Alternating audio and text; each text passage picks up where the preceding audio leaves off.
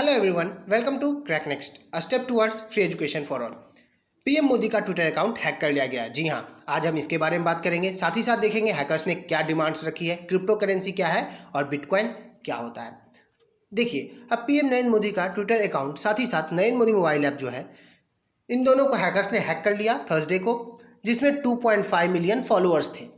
Hackers ने demand रखा। Hackers ने कहा कि मैं आप सभी से अपील करता हूं कि आप prime national relief fund for जो कोविड-19 है उसमें आप इस बिटकॉइन एड्रेस में डोनेशन करिए। ओके, अब देखिए हैकर्स ने बिटकॉइन में डोनेशन मांगा। ठीक है, ये देखिए। दूसरी बात, ट्विटर ने कहा कि हमें पता है इसके बारे में, घटना के बारे में, और हम देख रहे हैं कि अकाउंट को कैसे रिस्टोर किया जा सके। मीनवाइल ट्विटर ने सारे के सारे जो है ट्वीट्स उन्हें डिलीट कर दिया है। अब देखिए, क्या ये पहली घटना है कि पीएम मोदी का ट्विटर अकाउंट हैक हुआ है, या इससे पहले भी ऐसे कुछ फेमस पर्सनैलिटीज के अकाउंट हैक हो चुके हैं? बिल्कुल, ऐसा पहले भी हो चुका है। जुलाई में, इसी साल, दिस ईयर इन जुलाई, बहुत सारी इमिनेंट पर्सनैलिटीज का अकाउंट हैक हुआ था। जैसे कि जो प्राइम मिनिस्टर, यूएस के prime minister candidate Joe Biden है, उनका अकाउंट भी हैक हो चुका है। फिर देख लिए बराक ओबामा, इलन मस्क, कैनी वेस्ट, इन सभी के अकाउंट्स पहले भी हैकर ने हैक कर लिया था। और उन्होंने क्या दिया, सारे के अकाउंट्स पे एक ही ट्वीट उन्होंने डाला था, feeling grateful, doubling all payments set to my BTC address, मतलब बिटकॉइन एड्रेस पे। You send $1000, I send back $2000, only doing this for the next 30 minutes. तो ऐसा इन्होंने ट्वीट डाला।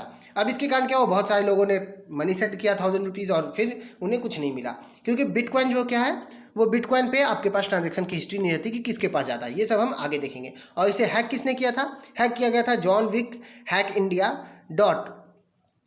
.tontola.com, इसने हैक किया था। ठीक है, तो इन्होंने हैक किया था। अब देखिए, क्रिप्टो करेंसी होती क्या है? जैसे क्या है, क्रिप्टो करेंसी एक डिजिटल है या वर्चुअल करेंसी है। ठीक है, और इसे सिक्योर किया जाता है क्रिप्टोग्राफी के द्वारा।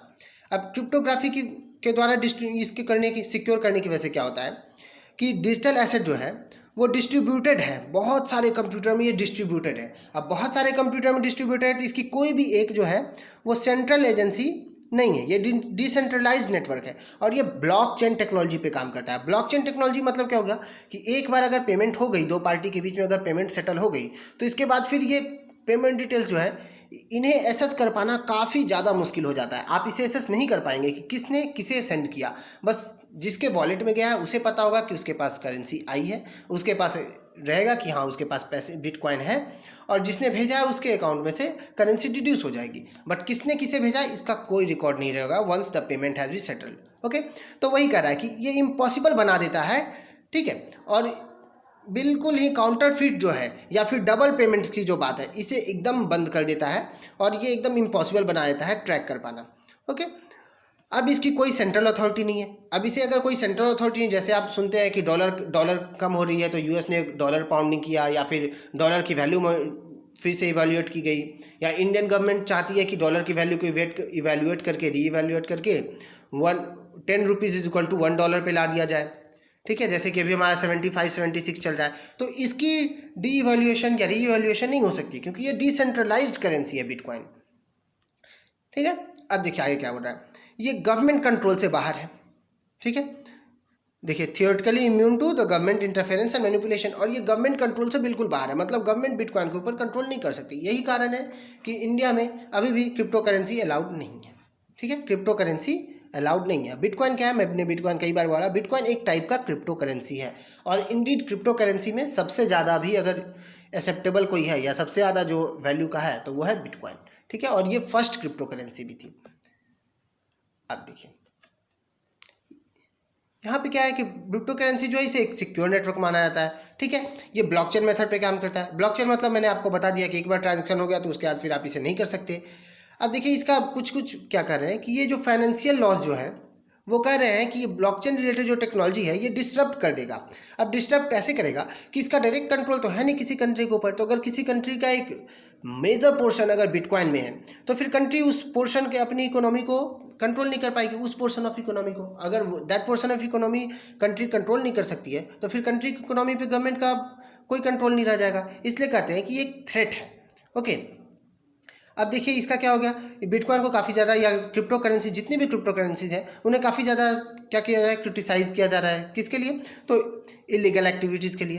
एक्सचेंज रेट जो वोलेटिलिटीज़ हैं उसके लिए, या फिर जो इंफ्रास्ट्रक्चर जो है जिसके ऊपर ये वल्नरेबिलिटीज़ हैं इंफ्रास्ट्रक्चर में जिसके ऊपर ये रिलाई करता है, उनके लिए इसे काफ़ी क्रिटिसाइज़ किया जा रहा है। ठीक है, अब देखिए इसमें क्या है कि ये ट्रांसपेरेंसी इसमें बहुत ज़्यादा है। ठीक है, ये इन्फ्लेशन से काफ़ी ज़्यादा रेजिस्टेंट है, तो ये सब इसके फ़ायदे हो गए, इनके लिए इन्हें प्रेज़ किया जाता है। ओके, अब देखिए सबसे पहले क्या हुआ था, किसी इन्वेंट किया गया था 2008 में, या तो एक कोई पर्सन या कोई ग्रुप के द्वारा किया गया था जिनका जो है सातोशी नाकामोटो, लेकिन हमें पता नहीं कि ये एक पर्सन है या एक कोई ग्रुप है। ओके, अब 2009 में इसे सबसे पहली बार ओपन सोर्स सॉफ्टवेयर की तरह रिलीज़ कर दिया गया। देखिए अब 2015 में INR इंडियन नेशनल रुपीज़ के अनुसार नवंबर 2015 में इसकी वैल्यू 22,000, बस 22,000 थी, मतलब 1 bitcoin is equal to 22,000 Indian national rupees. But अभी अगस्त 2020 में, मतलब 5 ईयर्स भी नहीं हुए हैं और इसकी वैल्यू कहाँ पहुँच चुकी है, इसकी वैल्यू आप देखिए, इसकी वैल्यू 8,39,000 INR पे जा चुकी है। आप समझ सकते हैं कितना कॉस्टली है बिटकॉइन। ओके, अब देखिए एडवांटेजेस क्रिप्टो करेंसीज की क्या क्या एडवांटेज है। कह रहा है कि क्रिप्टो करेंसी जो है वो ट्रांजैक्शंस को काफ़ी इजी करवा देता है, फंड ट्रांसफ़र को बहुत इजी करवा देता है 2 पार्टीज़ के बीच में। ओके, और इसमें कोई भी थर्ड पार्टी जैसे कि credit card, debit card holder या बैंक, जैसे आपके पास करेंसी है, आपको कहीं भेजना है तो कैसे आप भेजते हैं, आप अपने बैंक के थ्रू करेंसी दूसरे के बैंक में डालते हैं और वहाँ से जाता है, तो ये थर्ड पार्टीज़ क्या हो गया, बैंक, क्रेडिट कार्ड कंपनीज, ये सारी हो गई आपकी third parties. But crypto currency में ऐसा कुछ नहीं है, आपके पास क्रिप्टो करेंसी आप उसे भेज दीजिए, और क्रिप्टो करेंसी की कोई एक सेंट्रल एजेंसी नहीं है, तो थर्ड पार्टी की प्रॉब्लम सॉल्व हो गई। ओके, और ये डायरेक्ट फंड ट्रांसफर है, देन आफ्टर इसे ट्रैक भी नहीं किया जा सकता। फिर देखिए transfer in state secured by public keys and private keys. अब देखिए इसमें पब्लिक की और प्राइवेट की 2 क्लिक है। ठीक है, अब ये पब्लिक की और प्राइवेट की क्या होता है ये मैं अगले लाइन में बता रहा हूँ। ठीक है, अब देखिए ये क्या है कि एक तरह से क्या हो गया, पब्लिक की और प्राइवेट की के थ्रू क्या हो गया कि प्रूफ हो गया। ओके, अब देखिए जैसे कि आपके पास वॉलेट में आपके पास अकाउंट है, ठीक है, तो आपका क्या हो गया, वो पब्लिक की हो गया, वो पब्लिक की है, आपने वो दे दिया। अब प्राइवेट की क्या है, वो केवल ओनर के द्वारा नोन है। अब वो जब उसका यूज़ करके जब वो ट्रांजैक्शन को साइन कर देगा कि यस दिस ट्रांजैक्शन सक्सेसफुल, मेरे पास प्रूफ ऑफ वर्क आ चुका है, तो फिर मनी ट्रांसफ़र हो जाएगी। तो ये हो गया, इस तरह से ये काम करता है। ओके, अब fund transfer R completed with minimal processing fee. अब इसकी प्रोसेसिंग फ़ी बहुत ही कम होती है, 1% या 0.1% के आसपास रहती है, 0.1% to 1% इसकी प्रोसेसिंग फ़ी वैरी करती है, तो ये बहुत ही कम है। ठीक है, और इसमें क्या है, एनाटॉमिकली ये क्या है कि बेनिफिशियल है ये। ठीक है, प्राइवेसी प्रोटेक्शन में, और विसल ब्रोअर्स या जो एक्टिविस्ट हैं जिनकी लाइफ को खतरा हो जाता है अगर उन्होंने किसी तरह से ट्रांजैक्शन किया है, किसी को बताया, तो ट्रांजैक्शन ट्रैक करके पता कर लिया जाता है कि किसने ये विसल ब्लोइंग या किसने ये एक्टिविटीज़ की होगी, तो उसके थ्रू क्या है, उससे भी आप बच सकते हैं। आप बिल्कुल ही आराम से अपना ट्रांसफरिंग कर सकते हैं और गवर्नमेंट या कोई भी एजेंसी उसे कभी ट्रैक नहीं कर पाएगी।